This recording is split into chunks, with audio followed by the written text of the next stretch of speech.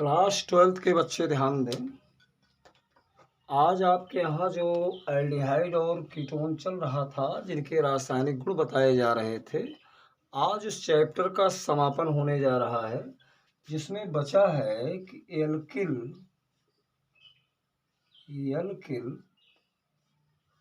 व carbonyl group.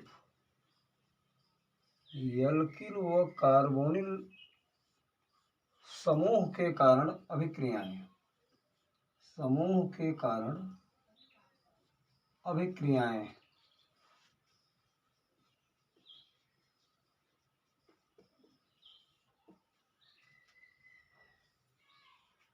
reactions due to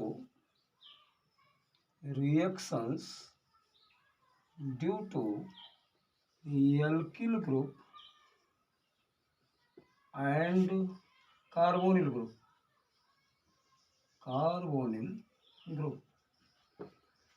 जैसा कि हम लोगों ने तमाम अभिक्रियाओं में देखा कि एल्डिहाइड और कीटोन दोनों में एक्सेप्ट फॉर्मेल्डिहाइड को छोड़ दिया जाए तो बाकी सभी एल्डिहाइड और कीटोन के अंदर कार्बोनिल ग्रुप भी होता है और एल्किल समूह भी होता है। तो इन दोनों के कारण जो अभिक्रियाएं होती हैं, दरअसल उन्हीं को हम कहते हैं एल्किल व कार्बोनिल समूह के कारण अभिक्रियाएं। अब इस अभिक्रिया के अंतर्गत हमें क्या पढ़ना है? इस अभिक्रिया के अंतर्गत हम आपको बताने जा रहे हैं आल्डाल संघनन बताया जाएगा। इसी में कीटॉल संघनन भी होगा। अगर एल्डिहाइड ये अभिक्रिया देते हैं तो कीटॉल भी देते हैं। एल्डिहाइड अगर संघनन करेगा तो एल्डाल संघनन कहलाएगा, कीटोन संघनन कहलाएगा, अगर करेगा तो कीटॉल संघनन कहलाएगा। दूसरी अभिक्रिया जो इसमें आप पढ़ेंगे वो अभिक्रिया होगी क्रॉस एल्डाल संघनन होगा। ये वास्तव में एक ही प्रकार होगा ये। अब एल्डाल संघनन या कीटॉल संघनन, या इसी को हम जब विपरीत संघनन कराया जाए तो क्रॉस संघनन भी बोलते हैं इसको। इसके बाद इसमें आप पढ़ेंगे क्लाइजन श्मिट या इसी को हम कहते हैं क्लाइजन संघनन अभिक्रिया। इसके बाद इसी में एक अभिक्रिया आपको पढ़ाई जाएगी विटिग अभिक्रिया। विटिग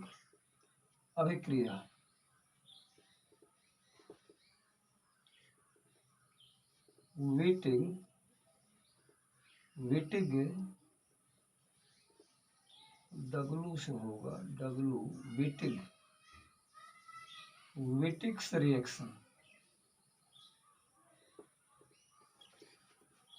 तो आपको ये आज बताई जाने वाली है 4 अभिक्रियाएं चैप्टर के लास्ट में, और चैप्टर का समापन होने जा रहा है इन 4 अभिक्रियाओं के साथ, जिसमें से बोर्ड में अभी तक ये एल्डाल संघनन, कीटॉल संघनन या क्रॉस एल्डाल संघनन पूछे जा चुके हैं। क्लाइजन श्मिट या क्लाइजन संघनन अभिक्रिया भी बहुत महत्वपूर्ण है, आया है, लेकिन विटिग अभिक्रिया अभी तक बोर्ड एग्जाम में पूछी नहीं गई, लेकिन ये भी पूछे जाने की संभावना है क्योंकि एल्किल व कार्बोनिल समूह के अंतर्गत ये 4 प्रकार की अभिक्रियाओं का बुक में उल्लेख है। अब देखा जाए एल्डाल संघनन क्या है। सबसे पहले हम बात करते हैं एल्डाल संघनन की। एल्डाल संघनन में सबसे पहली चीज तो हम ऐसे एल्डिहाइड या कीटोन को लेने जा रहे हैं जिसमें कम से कम एक अल्फा हाइड्रोजन उपस्थित हो, क्योंकि जो एल्डाल संघनन होगा बिना अल्फा हाइड्रोजन की उपस्थिति के संभव नहीं है। याद रखिए कि एल्डाल या कीटॉल संघनन जो पढ़ने जा रहे हैं आप, संघनन एल्डाल या कीटोल कंडेंसेशन। अब आप अंडरलाइन इस पॉइंट को कर सकते हैं कि ऐसे एल्डिहाइड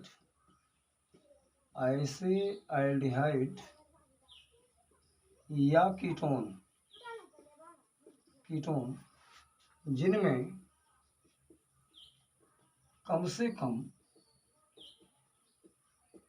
एक अल्फा हाइड्रोजन होता है, वे तब NaOH या KOH या बेरियम हाइड्रोक्साइड या BaOH होल ट्वाइस की उपस्थिति में निम्न ताप पर गर्म करने से बीटा हाइड्रॉक्सी एल्डिहाइड अथवा कीटोन देते हैं जिन्हें क्रमशः एल्डोल या कीटोल कहा जाता है। ये पॉइंट दिमाग में होना चाहिए कि अगर एल्डोल या कीटोल संघनन हमें देखना है तो हम ऐसे एल्डिहाइड या कीटोन का चयन करेंगे, सेलेक्ट करेंगे जिसमें कम से कम एटलीस्ट 1 अल्फा हाइड्रोजन प्रेजेंट हो। इसका मतलब ये हुआ कि कम से कम फॉर्मेल्डिहाइड तो ये अभिक्रिया नहीं देगी। बहुत कंफर्म हो गया कि ये जो फॉर्मेल्डिहाइड है यह तो वैसे ही बाहर हो गई एल्डोल या कीटोल संघनन से। वैसे एल्डिहाइड थी, इसको एल्डोल संघनन देना चाहिए था, लेकिन जानते हैं कि ये क्रियात्मक समूह एल्डिहाइड है। आने वाला हाइड्रोजन, ये अल्फा हाइड्रोजन तब तक नहीं हो सकता जब तक किससे संबंधित कार्बन ना हो। चूंकि कार्बन नहीं है इसलिए इस हाइड्रोजन को हम लोग अल्फा हाइड्रोजन नहीं कह सकते। तो ये अल्फा हाइड्रोजन नहीं है इसलिए कम से कम एल्डोल संघनन ये नहीं दर्शाएगा। ये बातें क्लियर हो गई। अब आप इसके बाद आपके पास बचता है CH3 CHO जिसका नाम एसीटैल्डिहाइड है। अब ये क्रियात्मक समूह है। क्रियात्मक समूह एल्डिहाइड ग्रुप है। एल्डिहाइड ग्रुप के ठीक आने वाला कार्बन अल्फा कार्बन होगा और जितने हाइड्रोजन जुड़े होंगे they are alpha hydrogen. All associated hydrogen with alpha carbon said to be alpha hydrogen. तो इसका मतलब एसीटैल्डिहाइड जो है ये एल्डोल संघनन देने जा रहा है। इसी प्रकार से कीटोल संघनन कौन देगा? कीटोल संघनन देने के लिए आप CH3CO CH3 अर्थात एसीटोन को ले सकते हैं। एसीटोन में देखिए इधर भी अल्फा हाइड्रोजन और इधर भी अल्फा हाइड्रोजन। तो हमारे कहने का मतलब ये हुआ कि अगर एल्डोल संघनन की बात की जाएगी तो स्पेशली हम क्या लेंगे? एसीटैल्डिहाइड। और अगर कीटोल संघनन की बात की जाएगी तो स्पेशली हम क्या लेने वाले हैं? एसीटोन। किसके साथ गर्म करेंगे? ये लिखा हुआ है तब NaOH के साथ या फिर बेरियम हाइड्रोक्साइड के साथ लो टेम्परेचर पर इन्हें आपस में गर्म कर दिया जाए जिससे एल्डोल और कीटोल बन जाएंगे। आइए देखें कैसे बनता है और प्रक्रिया क्या है बनाने की। इसके लिए हमें लेना पड़ेगा 2 अणु एक जैसे। याद रहे एल्डोल संघनन में मान लीजिए कि आपने CH3 ले लिया और ये CHO हो गया। ये तो एसीटैल्डिहाइड का एक अणु है। एसीटैल्डिहाइड का एक अणु है। इसी प्रकार से आप इसमें HCH2 को कर लीजिए अलग और ये हो गया CHO। मतलब ये भी है एसीटैल्डिहाइड। एसीटैल्डिहाइड के मैंने 2 अणु को ले लिया। अब इसको हमने गर्म किया तब NaOH की प्रेजेंस में निम्न ताप पर, लो टेम्परेचर पर इसको गर्म कर दीजिए डाइल्यूट NaOH की प्रेजेंस में। तो कन्फर्म है कि एक एसिटाल्डिहाइड का जो अल्फा हाइड्रोजन है वह O के पास, चूँकि ये पार्शियली नेगेटिव होगा, ये पार्शियली पॉजिटिव हो जाएगा, क्योंकि जो अल्फा हाइड्रोजन होता है उसका एसिडिक नेचर होता है, तो नेगेटिव पोल की ओर अट्रैक्ट हो जाएगा और यहाँ से CC बॉन्ड बन जाएगा। तो कंपाउंड जो बनेगा देखिए इस प्रकार से, CH3 इधर हो गया CH, O के पास आ गया अल्फा हाइड्रोजन, यानी एक अल्फा हाइड्रोजन, इसको इसीलिए मैंने इसको CH3, इस CH3 का मैंने लिख दिया था CH2H माइनस CH3, तो उसका अल्फा हाइड्रोजन आ गया इस पे, और आगे जो है ये CH और एक H हमें यहाँ लिख दें, और बाकी चूँकि CH2 था, H जाने के बाद CH2 देखिए लिखा गया, और आप बाकी CHO इस तरह लिख दीजिए। वास्तव में इसी को कंपाउंड को कहा जाता है एल्डाल। एल्डाल यही है। तो आपने देखा कि एल्डिहाइड के ऐसे अणु लिए गए जिसके पास अल्फा हाइड्रोजन एक नहीं बल्कि तीन अल्फा हाइड्रोजन प्रेजेंट थे, और हमने इनको डायलूट NaOH के साथ लो टेम्परेचर पर क्या कर दिया, हीट कर दिए, जिसके कारण एक हमारा योगात्मक यौगिक बन गया, जिसमें अल्फा हाइड्रोजन आ गया ऑक्सीजन के पास और कार्बन कार्बन C बॉन्ड बन गया, CC बॉन्ड देखिए डेवलप हो गया, और ये होता है एल्डाल में। अब एक बहुत चीज़ पाई गई इसमें कि इसका नाम क्या होगा एल्डाल का। तो देखिए यहाँ पर ये CHO है क्रियात्मक समूह, ये अल्फा कार्बन हुआ, ये बीटा कार्बन हुआ, तो आप इसको बीटा हाइड्रॉक्सी एल्डिहाइड भी कर सकते हो। बीटा हाइड्रॉक्सी एल्डिहाइड के नाम से भी जाना जा सकता है, बीटा हाइड्रॉक्सी एल्डिहाइड। अभी मैंने बताया कि बीटा हाइड्रॉक्सी एल्डिहाइड बनेगा या फिर बीटा हाइड्रॉक्सी कीटोन बनेगा। अगर बीटा हाइड्रॉक्सी कीटोन बनता तो कीटोल कहलाता, और बीटा हाइड्रॉक्सी एल्डिहाइड फॉर्म हो गया। एल्डिहाइड इसलिए कहेंगे CHO ग्रुप इसमें प्रेजेंट है।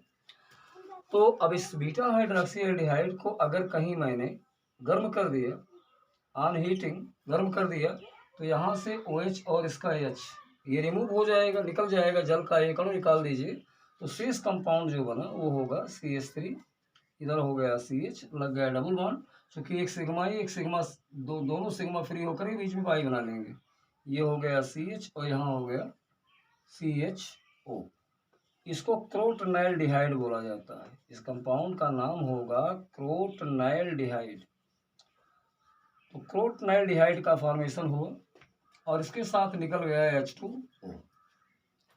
तो याद रहे कि बीटा हाइड्रॉक्सी एल्डिहाइड को जब कभी मैं गर्म करूंगा तो इसमें से जल का एक अणु निकल जाने के पश्चात जो शेष कंपाउंड बनेगा वो क्या होगा, क्रोटनैल्डिहाइड होगा। इसी प्रकार से अगर मुझे यही करना हो संघनन, तो हम एसिटाल्डिहाइड को थोड़ी देर के लिए बदल देते हैं, और इसको हम देखिए केवल इतना अंतर करना है आपको कि H की जगह पे CH3 लगा दीजिए।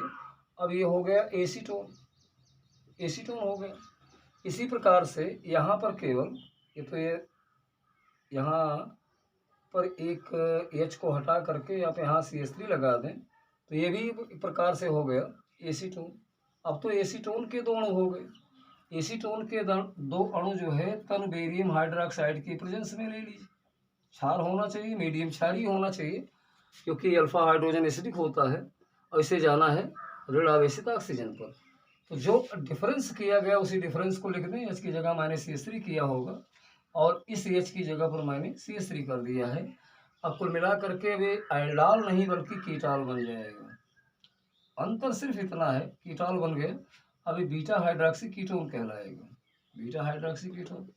अब इसको अगर मान लीजिए बीटा हाइड्रॉक्सी कीटोन को अगर मैं गर्म करूंगा तो भी जल का एक अणु निकलेगा, लेकिन अब कंपाउंड में देखिए यहाँ पर H की जगह पर मैंने क्या कर दिया है, CH3 कर दिया, और यहाँ पर भी देखिए CH के बाद CHO में एक H की जगह पर मैंने CH3 कर दिया है, बाकी कोई चेंज नहीं।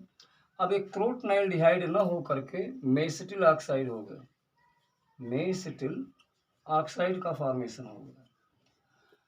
तो हमारे कहने का मतलब हुआ कि अगर इसी प्रकार से एसीटोन के दो अणुओं का संघनन मैंने कराया, तब बेरियम हाइड्रोक्साइड लो टेम्परेचर पर कराया, तो कंफर्म है कि यहाँ पर कीटोन बनेगा, जिसको हम बीटा हाइड्रोक्सी कीटोन कहेंगे, और इसको on heating eliminates one molecule of water and we get mesityl oxide. इस कंपाउंड का नाम होगा मेसिटिल ऑक्साइड फॉर्म हो जाएगा। तो इस प्रकार से लेकिन इसमें एक चीज़ और है कि अगर मान लीजिए मेस्टिल ऑक्साइड आपको बनाना ही है तो आप ऐसा भी बना सकते हो। अगर मेस्टिल ऑक्साइड का फॉर्मेशन करना हो तो आप लीजिए यहाँ पर एसीटोन का एक मॉलिक्यूल ले लीजिए, एसीटोन का एक मॉलिक्यूल है, और इसी प्रकार से हम इसका दूसरा मॉलिक्यूल ले लेते हैं। इस प्रकार से देखिए एसीटोन का दूसरा अणु है, एसीटोन का दूसरा अणु। इसको थोड़ा सा ऐसा लिख दिया जाए कि यहाँ पर एक एच कर दिया जाए, बात वही हुई CH3। अब इनको अगर कहीं मैं शुष्क HCl की प्रेजेंस में गर्म कर देता, शुष्क HCl की प्रेजेंस में, ड्राई HCl की प्रेजेंस में इसको एसीटोन के 2 मॉलिक्यूल हीट कर दिए जाते तो भी जल का अणु डायरेक्ट निकल जाता। वहाँ एल्डाल या कीटॉल बनने की कोई दिक्कत नहीं थी, वो नहीं बनता, सीधा जल का अणु निकल जाता और कंपाउंड देखिए क्या बनता, CH3। इस प्रकार से CH3, और यहाँ पर आपके पास ये भी हो गया, ऑक्सीजन तो चली गई, डबल बॉन्ड हो गया, CH हुआ, आगे C से CH3 हो गया और डबल बॉन्ड O हो गया। इस प्रकार से कंपाउंड आपके पास ये मेस्टिल ऑक्साइड ही है। मेस्टिल ऑक्साइड हम ऐसे भी बना सकते थे, इस तरह से शुष्क HCl के द्वारा एसीटोन के 2 अणु डायरेक्ट जल का एक अणु निकाल रहे हैं। तो यहाँ पर आप एलिमिनेशन दिखा दीजिए, प्लस H2 जल का निकलना। तो ये चूंकि जल का अणु जब निकल गया तो शेष कंपाउंड को आप ऐड कर दीजिए, ये फॉर्मेशन हो गया मेस्टिल ऑक्साइड का। यही चीज देखी गई कि एसीटोन के अगर मैं 3 अणु लेता हूँ, जैसे इसको देखिए CH3 होल ट्वाइस CO भी मैं लिख सकता हूँ, एसीटोन को ऐसा भी लिखा जा सकता है इस तरह से।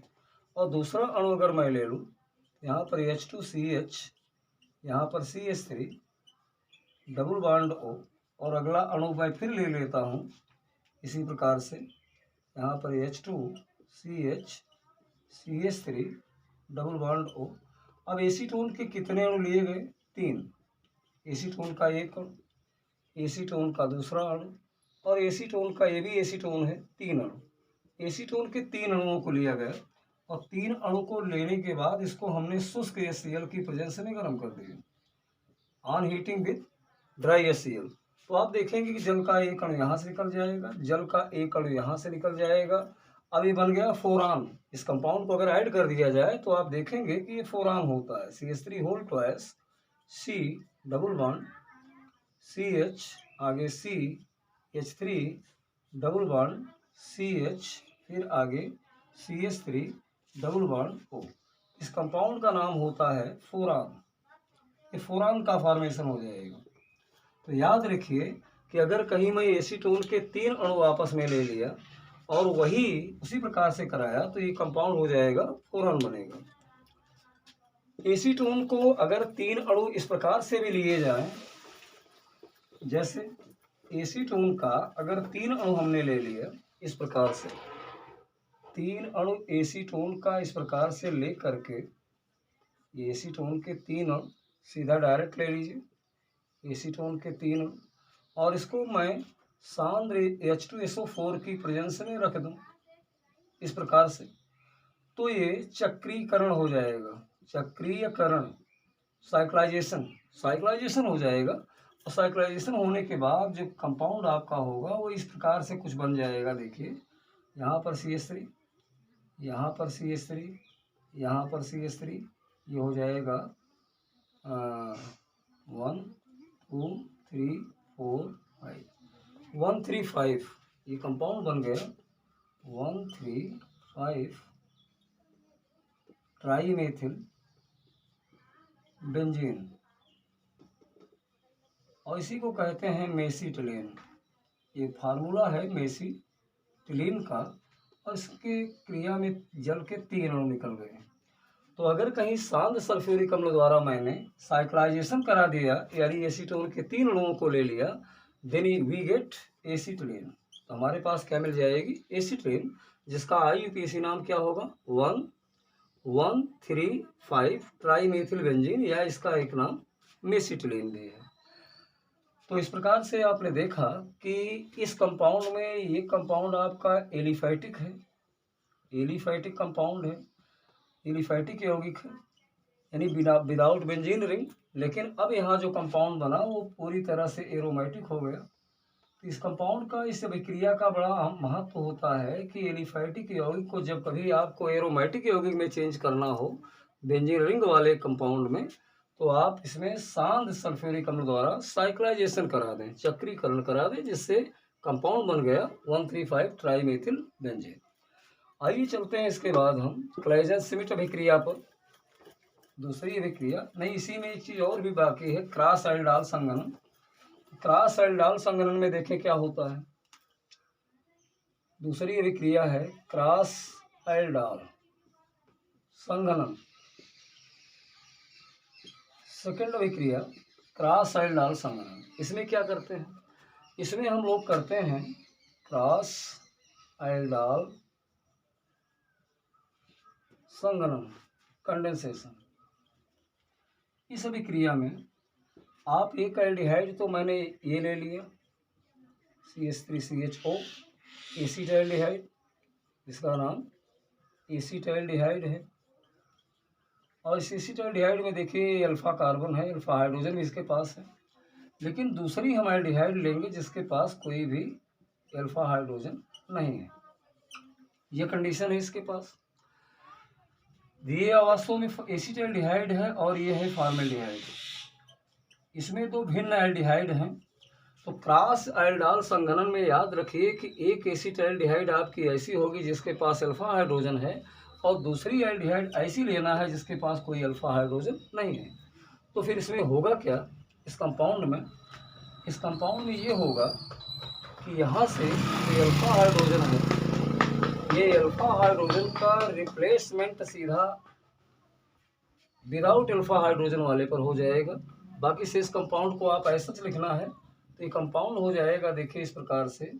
यहाँ से अभी तो CH2OH हो गया, बाकी यहाँ ऑलरेडी CH2 है, यहाँ OH लिख करके आप CH2 लिख दीजिए, यानी CH2OH का काम हो गया। बाकी अब यहाँ क्या बचा, CH2 बचा, जो कि अल्फा हाइड्रोजन आ गया इसके पास, और यहाँ पर बच गया CHO। इस तरह का कंपाउंड बन गया। तो नंबरिंग हम यहाँ से करेंगे 1 2 3, यानी 3 hydroxy benzaldehyde, 3 hydroxy propanal, 3 carbon है, प्रोपेनल बन गया। ये कंपाउंड बन सकता है इसमें। इसी प्रकार से अगर हम कीटोन ले लें CH3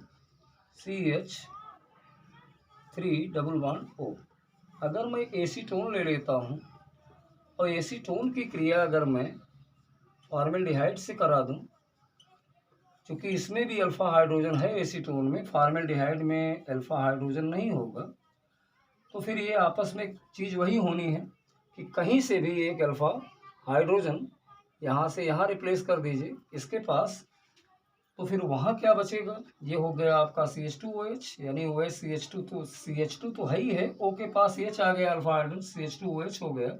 बाकी वहाँ जो बचे हैं उसको ऐड कर लो CH2, इधर हो गया CH3, ये डबल बॉन्ड हो गया। अब यहाँ से अगर नंबरिंग किया जाए तो 1 2 3 4, यानी कुल मिला करके हो गया 4 हाइड्रॉक्सी हो गया, 2 मेथिल, 4 हाइड्रॉक्सी 2 ब्यूटेनोन, IUPAC में नाम होगा इस कंपाउंड का। इस तरह से ये जो कंपाउंड बन रहे हैं और ये जो क्रिया हो रही है, ये कहलाती है क्रॉस एल्डाल संघनन। इसके बाद तीसरी विक्रिया आपके यहाँ है क्लेजन श्मिट या क्लेजन संघनन विक्रिया। अब देखिए क्लेजन श्मिट में क्या होता है। Claisen Schmidt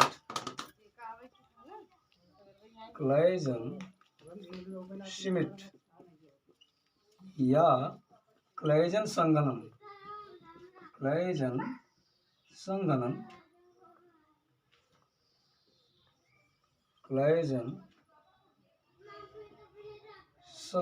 condensation reaction. देखिए इस अभिक्रिया में क्या होता है कि हम लोग बेंजल्डिहाइड को लेते हैं, C6CH5CHO बेंजल्डिहाइड है, और इसकी क्रिया हम HCH2CHO एसिटाल्डिहाइड से करा दिए, एसिटाल्डिहाइड डिहाइड, लेकिन एक इसमें क्लाइजन संघनन में आपकी बेंजल्डिहाइड होगी, बेंजल्डिहाइड। और क्रिया उसी प्रकार से होगी, तल यानी OH की प्रेजेंस में कंडेंसेशन हो जाएगा निम्न ताप पर, लो टेम्परेचर पर, जैसा कराते हैं आए संघनन में। तो इस कंपाउंड में एक चीज़ विशेष चीज़ ये होगी कि आप यहाँ से H2 ले लीजिए, ये केवल CH2, यहाँ से H2O निकल जाएगा, जल का एक अणु निकल गया, और जल का एक अणु निकल गया तो कंपाउंड बच गया C6H5 CH double bond CH, और इधर हो गया CHO, ये सिनेमाइल्डिहाइड बन गया, प्लस जल का एक अणु निकाल दीजिए, ये कंपाउंड बन गया सिनेमाइल्डिहाइड, सिनेमाइल्डिहाइड बन गया। इसी प्रकार से ऐसा नहीं कि बेंजल्डिहाइड तो कंपलसरी है क्लाइजन में, अब एसीटाइल्डिहाइड की जगह हम कीटोन ले सकते हैं, जैसे C6H5, इधर हो गया CHO, और यहाँ पर उसी प्रकार से आप CH3, इस प्रकार से कीटोन भी ले सकते हो, ये हो गया एसीटोन। लेकिन ये कंपाउंड आपका बेंजल्डिहाइड ही है, कंडीशन वही होगी जो ऊपर है, जल का एक अणु निकालना है आपको। इस प्रकार से ये कंपाउंड बन गया C6H5 CH double bond CH, और इधर हो गया C के बाद इधर हो गया CH3 double bond O plus H2, benzyl acetone. इसका नाम है बेंजल एसीटोन, बेंजल एसीटोन का फॉर्मेशन हो गया, that is Claisen cement condensation. ये है क्लाइजन सिमिट कंडेंसेशन। एक अभिक्रिया और बची है आपके यहाँ, वो है विटिक अभिक्रिया। अब देखा जाए कि विटिक अभिक्रिया क्या है। विटिक अभिक्रिया में जानने के लिए, विटिक अभिक्रिया, इसमें विटिक अभिक्रिया में, विटिक अभिक्रिया, विटिक अभिक्रिया, विटिक रिएक्शन। विटिक अभिक्रिया में क्या किया जाता है कि आप इस प्रकार से मान लीजिए हमने CH3CHO ले लिया, एसीटाइल्डिहाइड, एसीटाइल्डिहाइड ले लिया गया, और इस पर क्रिया कराया हमने ट्राईफेनिल फास्फीन मिथिलीन का, ट्राईफेनिल फास्फीन मिथिलीन, इसका नाम है मिथिलीन, मिथिलीन ट्राईफेनिल फास्फीन। इस कंपाउंड को हम विटिक अभिकर्मक भी बोलते हैं, विटिक अभिकर्मक के नाम से भी ये जाना जाता है। अब कुछ नहीं करना, इसको आप सीधा हीट कर दो तो यहाँ से ऑक्सीजन ब्रेक हो जाएगी, और यहाँ से ये ऑक्सीजन जाएगी इसके पास, कंपाउंड के पास, ये बॉन्ड ब्रेक हो जाएगा, वहाँ CH2 लग जाएगा। कंपाउंड ये देखिए बन गया CH3, यहाँ हो गया CH, ये हो गया डबल बॉन्ड, यहाँ हो गया CH2, और ये कंपाउंड हो गया प्रोपीन। इस कंपाउंड यानी एल्कीन फॉर्म होती है, और बाकी कंपाउंड आपका कन्वर्ट हो गया C6H5 whole thrice P double bond O, triphenyl phosphide में, ट्राईफेनिल फास्फीन ऑक्साइड, ये कंपाउंड बन जाएगा। इसी प्रकार से अगर मैं इसमें, ये देखिए यहाँ एसीटाइल्डिहाइड न करके मैं एसीटोन कर दिया उसी अभिक्रिया में, तो यहाँ पर केवल H की जगह पर क्या हो जाएगा, CH3 हो जाएगा। अब ये कंपाउंड देखिए वही उसी प्रकार का रिएक्शन होगा, अब ये प्रोपीन न बन करके 2-मेथिल प्रोपीन बन जाएगी, कीटोन लेने पर 2-मेथिल प्रोपीन बन गई, ये भी एल्कीन है, बाकी से इस कंपाउंड वही बनेगा ट्राईफेनिल फास्फीन ऑक्साइड। इस प्रकार से विटिक अभिक्रिया के साथ साथ आपका ये चैप्टर एल्डिहाइड और कीटोन पूर्णतया समाप्त हो गया।